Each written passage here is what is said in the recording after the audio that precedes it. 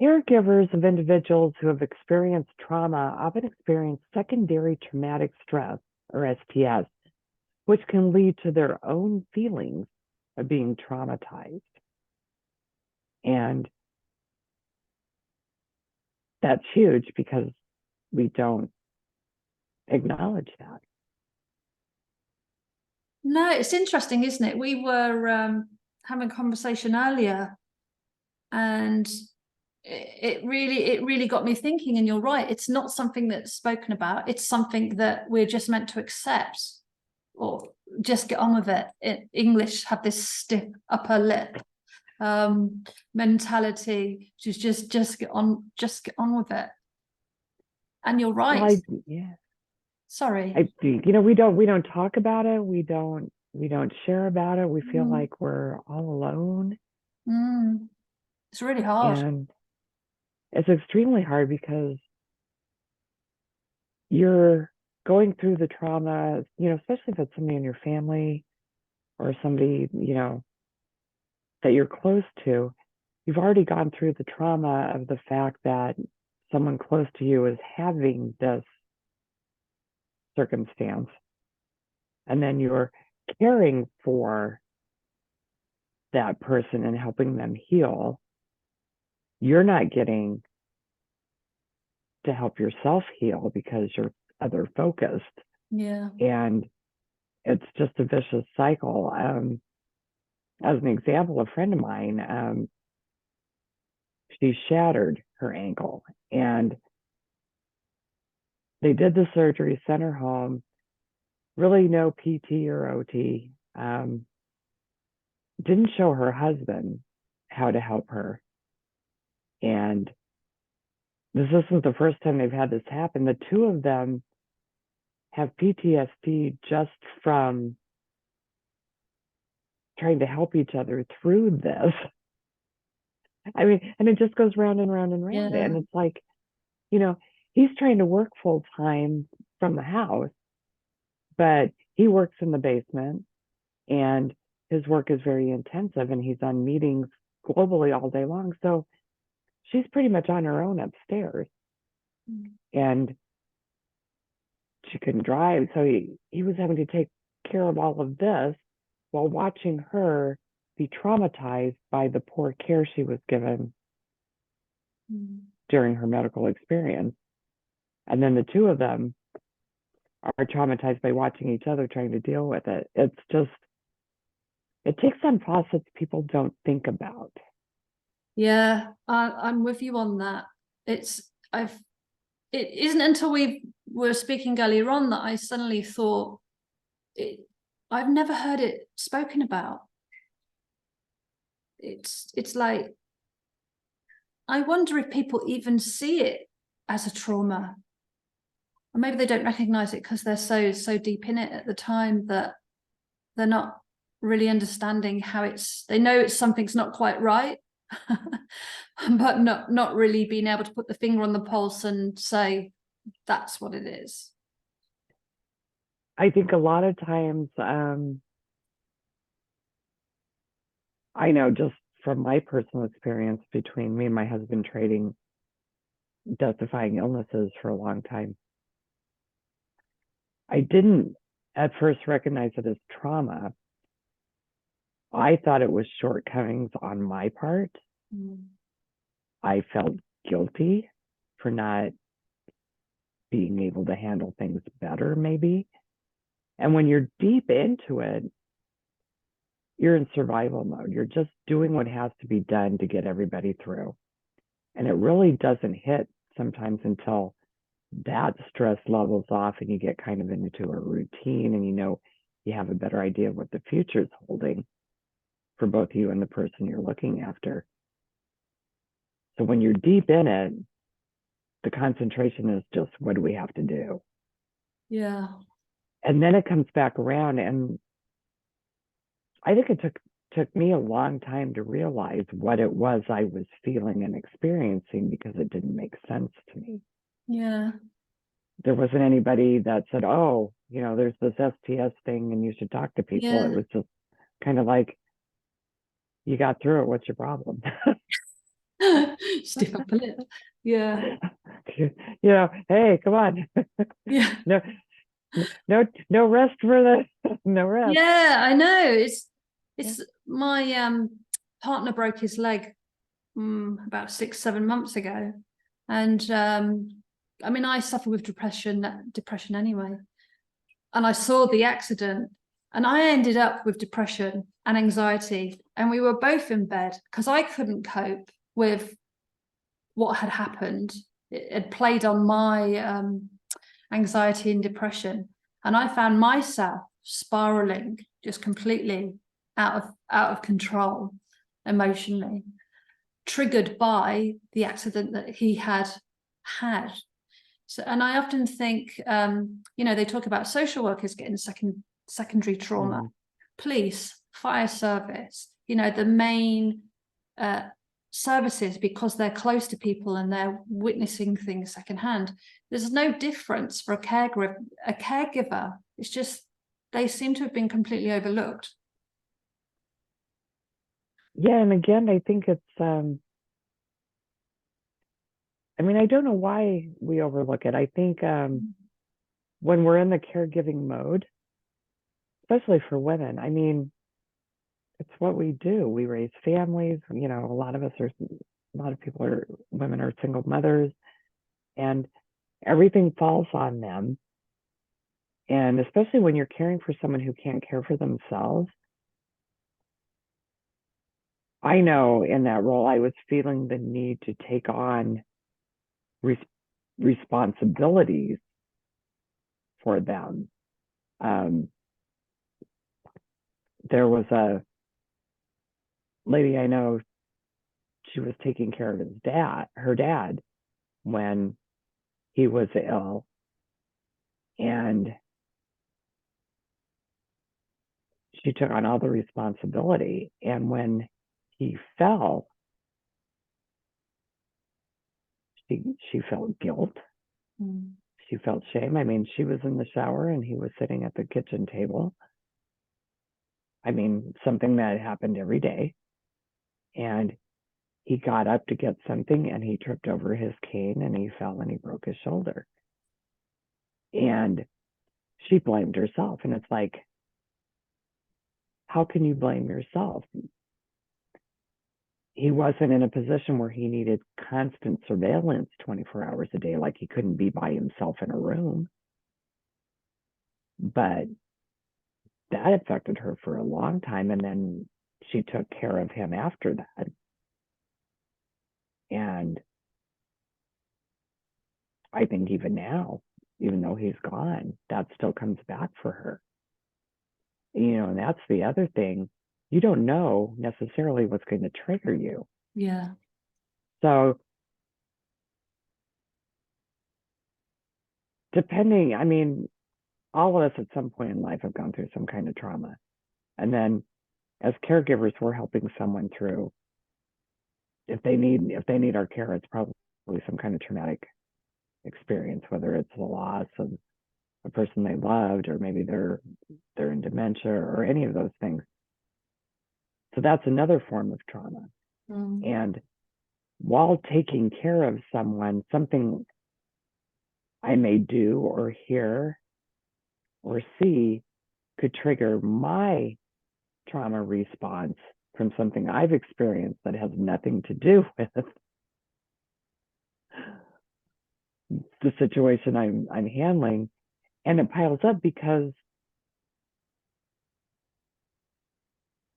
you don't really realize at first that there's a connection. It's like, why do I feel this way?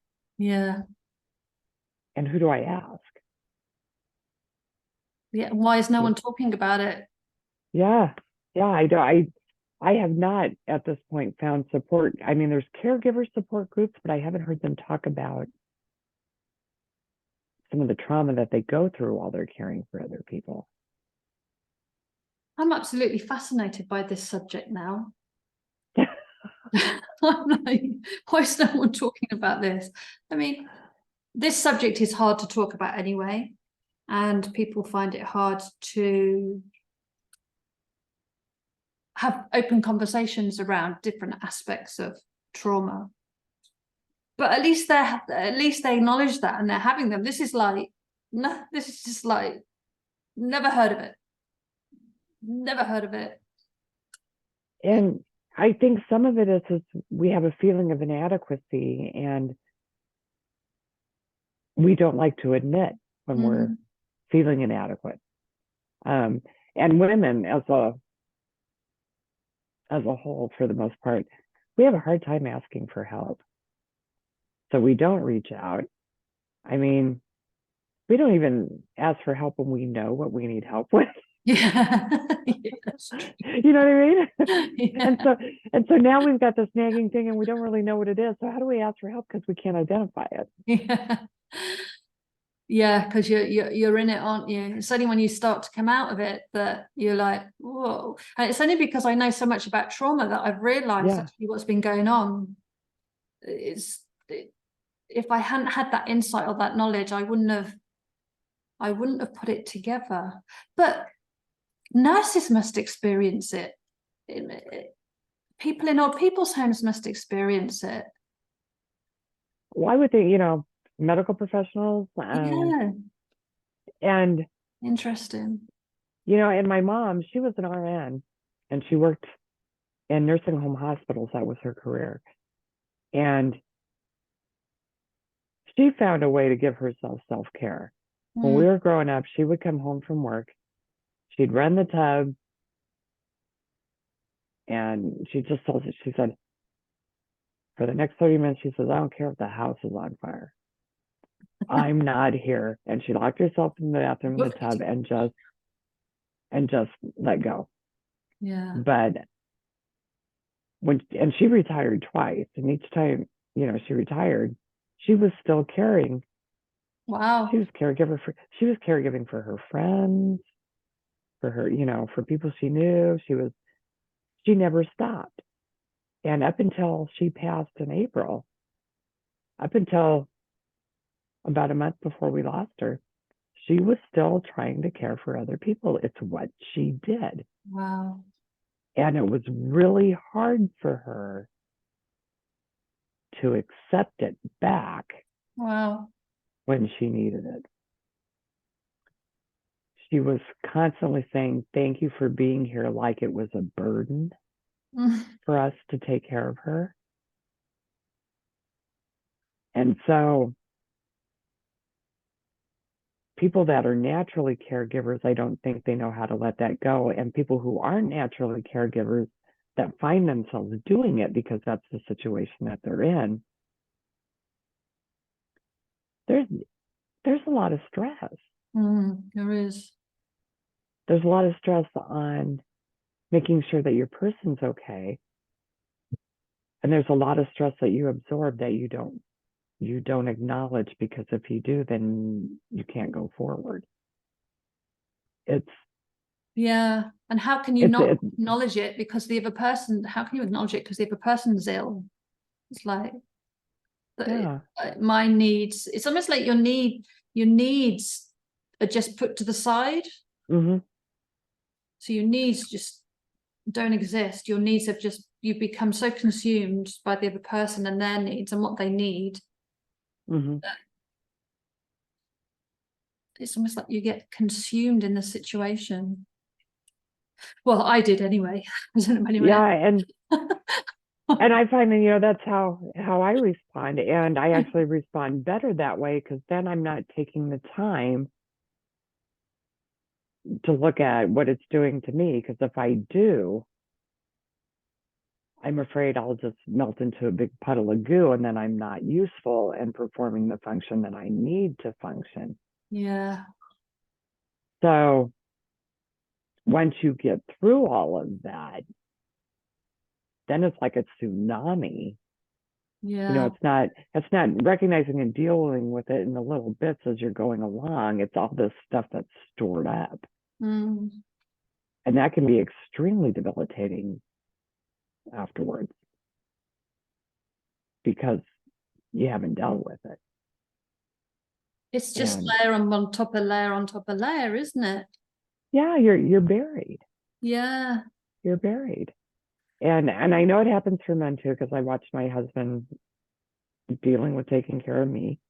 But 90% of the time or more, it's women that get the caregiver role. There's more of us. We live longer. And it usually gets wrapped in with some kind of home life. Yeah. Yeah, it's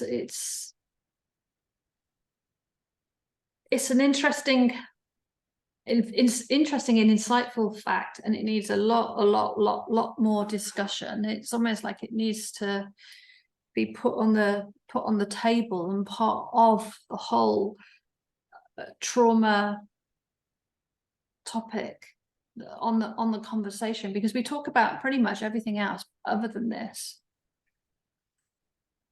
Yeah, I didn't even know that they had given it a name. So, yay, somebody's doing some studying on it. I'm like, wow, it's got a name. I just thought it would, and I think that's one of the things to understand when you're going through it is that you're not alone. Yeah. It's your individual situation might be unique, but you are not alone. Yeah. And when you're dealing with things in such a deep way, I mean, trauma is deep. Helping someone recover from trauma or get through trauma is deep for both of you and everybody involved. And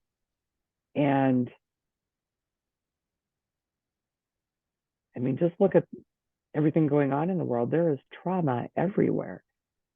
So in that sense, you're not by yourself. You're not alone. But figuring out how to reach out and who to reach out to and how to, because a lot of when you're caregiving, you don't get a lot of extra time. No. For yourself.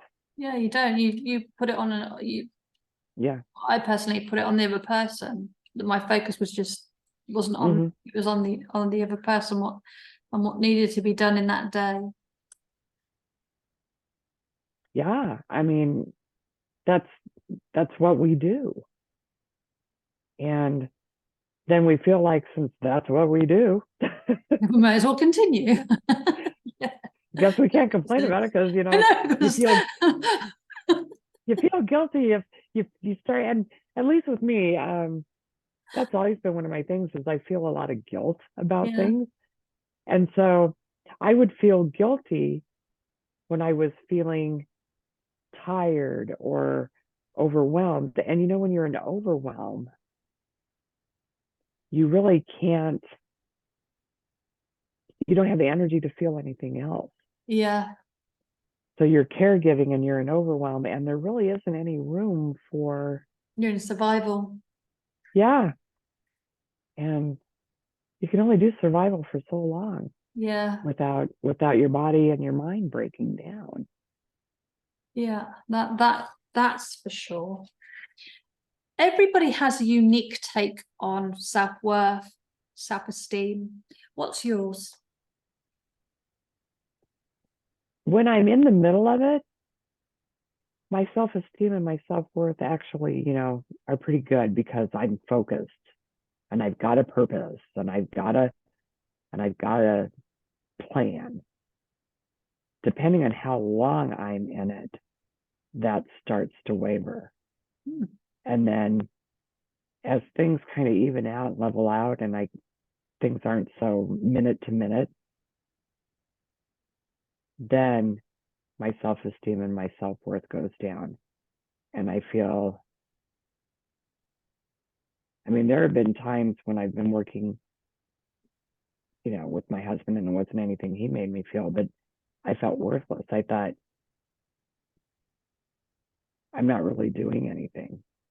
I mean, God, I don't know how he did things. He had to go to the infusion center 5 days a week for 4 hours a day when he was having some health problems. And we did that for about a year. Wow. And his work was great. He wanted to stay working because he felt it. I mean, he was able to work. He just needed to be in the infusion center. And so They got him a laptop, set him up so he could work remotely.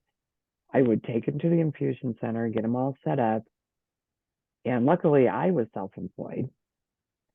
How many people are in the situation where they have to work around a regular job or give their job up, their source of income up? So I was very fortunate that I was self-employed. I could take him. I would pick him up and take him to work, and then I'd pick him up from work and take him home. And we did this for 18 months, hoping to get his body back in condition, and it just wasn't working. But because he didn't need my constant attention during that, I started feeling like, well, all I am is a chauffeur. I'm not contributing to any of this. And he's working his butt off while he's hooked up to IVs and not complaining and running things and doing what he did. And I thought, all I'm good for is driving around. I wasn't earning money. I wasn't doing anything else. And in hindsight, it's what I needed to be doing. And it was a blessing for me because I didn't have to worry about anything else. I could put all of my attention onto him and what needed to be done. But at the time, I felt like I was not pulling my weight. So it's like you'd linked your self-esteem and self-worth to the care of your partner. And then when that wasn't there. When it wasn't as, when he Yeah. didn't need as much. Yeah. Yeah, when he Then didn't it was need like, as okay, much. so now what do I do? Yeah. So now what am I for? Yeah. Yeah. That's interesting. I used to do that with money. I used to I used to find it really hard to charge a decent price because I'd attached my self-worth and my self-esteem and associated money as being my value, which has got nothing, just the way I've been brought up. It's got nothing to do with, you know, my self-esteem or my self-worth, but it was at that time. So when I wasn't making the money, I was in the gutter. It was like, who am I? It's like, I can't, just awful. It is hard, and I know, especially in America, we assign monetary value to everything. Mm. And when I'm not earning what I think I should be earning or what I need to be earning, my self-worth goes down because then I feel like I am not enough. Mm. And that's always been a big bugaboo for me. I've always not felt enough. And so, you know, I could find any excuse on why I wasn't doing what I should be doing and performing as I should be performing. And, you know, there's that old saying, the only thing worse than a good excuse is a really, really good excuse. And, you know, life happens and I get that. But how many times can I use that as a reason to not be where I should be? Mm. I can't let that define me. And it took me a long time to let that go. Do you think that's how some of the trauma played out? I think so. I think because a lot of times when you're caregiving and you're working with people in trauma that so deeply, your self-identity kind of gets buried. Mm. And you kind of lose who you think you were. And that's one of the things I always worry about with people is, because I had to work so hard on that for myself, was not to lose who I am just because of what I'm finding myself having to do right now. That doesn't change who I am. Mm. It might change what I'm doing at the moment, but my core being is still me.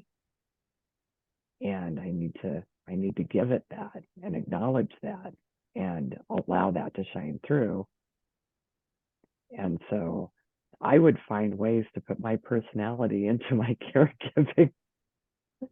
Sometimes that worked, sometimes it didn't. Yeah, I can imagine. Days, Yeah, bad days. but you know, I couldn't bury the true essence of my being just because the circumstances of the moment were not ideal. Mm. Madness comes out of that. And when you're caring for someone else, you can't afford that. Not for yourself and not for them. There's too much writing. Mm. I've got a friend who's a couple of friends whose daughters are special needs, and it's taken them a long time, but they have found ways to still acknowledge who they are and do the things that are important to them while still providing that full-time care for their daughters. Mm. They've been able to meld the two together so that everything works together. The one is she's a Gold Star spouse, which in the US means her spouse died in service of the United States. And so he died, leaving her with 3 young kids, one with special needs. And she turned her grief and what she felt was loneliness into supporting other Gold Star families around the US and Puerto Rico, and also incorporating the care of her youngest daughter into that so that her daughter can go with her for everything she does, as a part of everything she does. She's found a way to make those two things work together so that neither side is wilting or withering. Well, that's good. I can imagine that took some insight, work, a bit of a tipping point, maybe. I think so, because she felt it was important to help other Gold Star families, but also she needed to support and be there for her family. And, her kids were just young when her husband died, and, making sure that they remember him and honor him. And yeah, she's taken on a lot. And so when I look at my trauma compared to other We people's have none trauma of may that not. here. I know. Comparing trauma to trauma. And that, but that's another thing that we do. It is. It very much is. And Yeah. so we need to just recognize that for the experience it is, and deal with it for the experience it is. It can be individual. Absolutely. Without you being alone. Yeah, we see this a lot, don't we? That people comparing their experiences to other people's experience, but each experience is unique, and trauma is trauma. If it leaves a lasting imprint, if it changes your behavior, if it impacts you in such a way, you're still dealing with that residual effect of trauma. I'm a big advocate for trying to just flatten the playing field. That's probably the wrong way to say it, but just trauma's trauma. Okay, some people might have it worse than others, but we shouldn't be comparing our stories with other people's, because otherwise we deny our own trauma, which means then we're still trapped in the trauma. It doesn't help with the recovery and healing, because you just end up denying your own experience. And if you deny it, you can't. No, you can't heal. But you can't heal. But I mean, it's natural that people feel that way, because we've both done it. And it's part of the human condition, but that's what that's where the education part comes in. Helping people to understand that, well, it's part of the human condition. It doesn't need to be. Yeah. And we can work around that. Yeah. And yeah, absolutely. What do you think the tipping point was for with raising your level of self-esteem and self-worth? Because you realized it was getting tied in with being a carer. Was there like a point where you thought, oh, this is what's playing on, I need to do something about, I need to just do something a bit differently? I think it was because I've done the caregiver role on and off several times in my lifetime, and I think the tipping point was this last time with my mom, where I realized that yes, it was difficult, but I was actually feeling blessed to be able to do that for her, and for her to actually accept it Nice. from us, because that was my purpose at that time. And I think I finally realized, okay, this is the plan. And out of the three of us, I had the most flexibility to be able to sit with mom during the day. My sister works full time. My brother lives in another city. I live in another city, but I can do what I do from wherever. So it was just natural. I came out for Christmas and never went home. And, and that wasn't the big deal. The big deal was helping my mom through all the things that she used to help other people through. And I think that finally did it for me. I was like, oh, okay. I get it now. I get it now. And I also kind of get why that was what she did her whole life.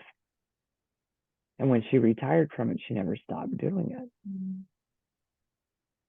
And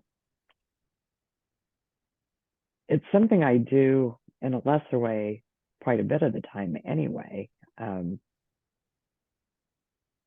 Just it hadn't been to that extent in a long time. And it certainly hadn't been that long of a time. But that was about four months, and none of my other experiences of caregiving lasted more than a month or two before we were kind of back on normal footing. So that was different, but it was good to see that process through. And that in itself was a little healing. Yeah, as you said, it's nice that she was able to you were able to give and she was able to receive. Because she wasn't one to ask for help. Those 86-year-old ladies she was born during the Depression and the oldest of 9, and her and her mom before very self-sufficient. Wow, 9 kids. And yeah. Ooh. So I know, can you imagine? No. I had one. I didn't even have one. Child-free zone me. I'm like, oh, forget that. I like grandma, God love you. Yeah. Well, and what she always said is after the fourth one, then the oldest one is old enough to kind of help out, so then you don't notice as much. Yeah. I'm just thinking about all the meals and the clothes. Oh my God. Everything got handed down. Yeah, of course. My mom's baby book is actually a boy book, because her baby book is a baby boy book because it was I don't know, a second maybe, and my grandparents were very poor when my mom was born, so they couldn't get a girl book, so they got a boy book. Oh, nice. Why not? Information's the same, it's just blue instead of pink. True. But I mean, you make things do. So a family heirloom. Yeah, I did actually. I held on. I'm holding on to that. Nice. I found that when we were cleaning stuff out, and that was kind of funny. I'm like, oh my gosh, and there's stuff in there I had never seen. Yeah, nice. So Linda, what's an exercise that you could share to help people on their journey? I think The best exercise I've found, and it's one of my favorites, it's the I am exercise. You write and say to yourself empowering I am statements. Examples would be, I am valued. I am loved. I am not alone. I am strong. I am capable. Empowering statements to help you deal through the stress and the trauma. And the way you use these statements, and you can do it in just a few minutes every day, is I do them in the morning. I get in front of the mirror, or if you don't have the time to do that, you can like use your camera on your phone. And I look myself in the eye and I repeat the statement. So I am loved. I am valuable. And then I take it up a notch and I say it again, but I say it with a smile on my face so that I can get that feeling. And so I'll say, I am of value to people. I am impactful. You're caregiving for someone. You are extremely valuable to them. You are impactful to them. And even if they are in a place where they are not able to communicate that to you, you are. And so even if you don't feel those things as you're writing them down and saying them to yourself, the repetition will help bring that feeling into you. Mm. And I use this exercise for everything, but I find it especially powerful in dealing with my self-esteem, how I'm handling situations. One of my favorite ones is I am fully resourced. Nice. Oh, I like that. Yeah. A nice because one. Yeah, because when you're in the middle of this, sometimes you feel like you don't have everything you need. Yeah. So just know it's there. It's incredible how powerful those I am statements are. And why not have an I am statement rather than I hate statement? You know, it's like you've got to replace one for the other. Well, and what we say, we bring into, we attract that. So, and a big one for me was I am worthy. And sometimes when you're lost in the drama of the trauma, you don't feel worthy. So that, that's a good one. But the nice thing about this is it's very individual.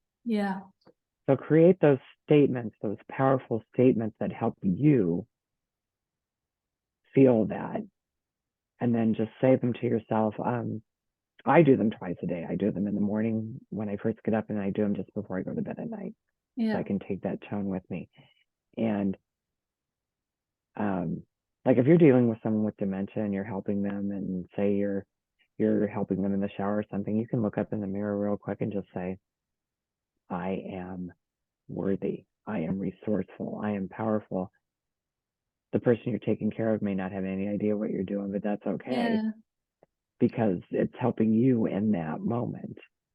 Completely changes your state, doesn't it? It does. It does. And there are times that the ones I say, I don't at that moment necessarily feel them in my existence, but I know that they're there. I can't find that statement if it's not true. That's interesting. So I take comfort in that. And it gives me strength. And that's nice because you're not creating any resistance either. So it connects and it flows much better. It's welcoming It's Yeah. welcoming the good Yeah. with open arms. And that's Yeah. truly A gift. Yeah, it is. It's such a simple thing, but such a gift. It is. And I think because in trauma, we have a tendency to talk so negatively and so bad of ourselves, that if you can just flip that switch and think about what Linda said and come up with your own I am statements, what will happen is you'll chip away at that armor, and it will become easier and easier, and you'll find that a lot of the time you'll replace those statements with other things that you used to say yourself that you just actually won't accept anymore. Yeah, I mean, feel that power within you, and don't just let all of your power go to the person you're helping. Feed on the energy that you have to give them to feed yourself. It's not easy, but you can, I mean, you do it anyway. Yeah. You just don't realize. So it's being more intentional.